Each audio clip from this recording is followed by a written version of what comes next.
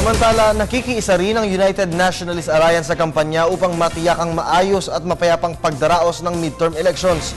Ito'y kalakip din ng kanilang pagbisita at pangangampanya sa malalayong lugar at kanayunan sa bansa. May report ang aming senior correspondent Noel Perfecto.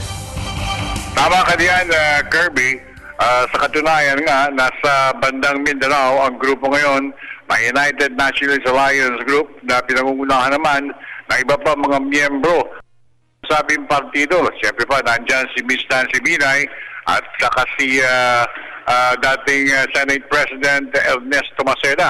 Hindi naman mawawala ang JB Ejercito Estrada na anak naman ng dating Pangulong Joseph Estrada. Layunin ng kanilang pagsasagawa ng mga motorcade at pagbisita sa mga kadayunan ay para maipalam sa ating mga kababayan sa malalayong lugar ang tamang pagpili ng kanilang mga iluluklok sa panibagong Senado o Kongreso sa darating ng Mayo 2013. Siyempre pa ang kaalaman ng kung ano nga ba ang mga programa ng COMELEC para hindi maliligaw ang ating mga botante sa darating na araw ng halalan.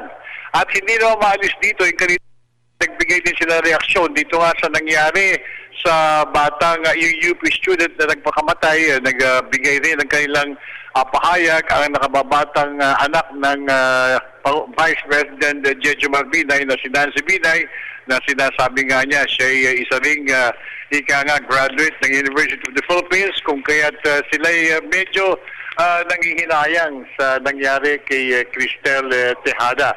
Pero sana aniya ay magbago na ang sistema sa nasabing universidad at ibigay ang tamang tulong sa mga nangangailangan ng tulong ng University of the Philippines. So, pansamantala, nandito pa rin tayo sa Luzon, Manila at nag-aabang pa rin tayo sa mga panibagong ulat o pahayag mula naman sa United Nationalist Alliance.